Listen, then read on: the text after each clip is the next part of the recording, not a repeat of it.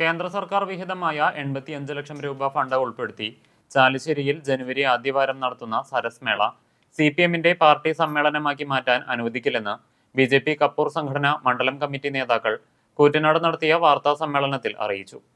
സരസ് മേളയുടെ പരസ്യബോർഡുകളിൽ പോലും പ്രധാനമന്ത്രിയുടെയോ കേന്ദ്രമന്ത്രിമാരുടെയോ ചിത്രം ഉൾപ്പെടുത്താതിരിക്കുന്നതും കേന്ദ്രമന്ത്രിമാരെ പരിപാടിയുടെ ഉദ്ഘാടനത്തിന് ക്ഷണിക്കാതിരിക്കുന്നതും പ്രതിഷേധാർഹമാണെന്ന് നേതാക്കൾ പറഞ്ഞു. ഇതിനെതിരെ BJP പ്രതിഷേധത്തിലേക്ക് നീങ്ങുകയാണെന്നും അവർ പറഞ്ഞു.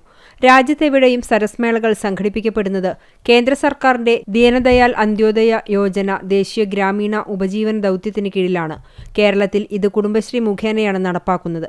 ഗ്രാമീണ സംരംഭങ്ങളുടെ ഉൽപ്പന്ന പ്രദർശനത്തിനും വിപണനത്തിനുമാണ് ഇത്തരം മേളകൾ സംഘടിപ്പിക്കുന്നത്. ഇതിന്റെ നടത്തിപ്പിന് 85 ലക്ഷം രൂപ കേന്ദ്രവിഹിതവും 50 ലക്ഷം രൂപ സംസ്ഥാന വിഹിതവുമാണ് അനുവദിച്ചിട്ടുള്ളതെന്ന് BJPക്ക് ലഭിച്ച വിവരാവകാശ രേഖയിൽ കൃത്യമായി പറയുന്നുണ്ട്. കേന്ദ്ര സർക്കാരിന്റെ ഫണ്ട് ഉപയോഗിച്ച് നടക്കുന്ന ദേശീയ സരസ് മേളയ്ക്ക് കേന്ദ്രമന്ത്രിമാരെ ഉൾപ്പെടുത്തണമെന്നും പ്രധാനമന്ത്രിയുടെ ചിത്രം ഉൾപ്പെടുത്തണമെന്നും ആവശ്യപ്പെട്ടാണ് BJP പ്രതിഷേധത്തിലേക്ക് നീങ്ങുന്നതെന്ന് മണ്ഡലം പ്രസിഡന്റ് ദിനേശൻ എറവക്കാട്, ജനറൽ സെക്രട്ടറിമാരായ K. നാരായണൻകുട്ടി, E. രതീഷ് തണ്ണീർക്കോട് എന്നിവർ പറഞ്ഞു.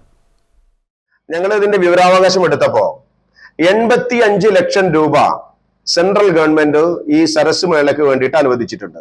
85 ലക്ഷം രൂപ 85 ലക്ഷം രൂപ സെൻട്രൽ ഗവൺമെന്റിനെയും 50 ലക്ഷം രൂപ സ്റ്റേറ്റ് ഗവൺമെന്റും ഈ സരസ് മേളയ്ക്ക് വേണ്ടി അനുവദിച്ചിട്ടുണ്ട് എന്നുള്ളതാണ് ഞങ്ങൾക്ക് ലഭിച്ചിട്ടുള്ള ഭാരതീയ ജനതാ പാർട്ടി കൊടുത്തിട്ടുള്ള വിവരാവകാശത്തിന്റെ അടിസ്ഥാനത്തിൽ ഞങ്ങൾക്ക് ലഭിച്ചിട്ടുള്ള മറുപടി.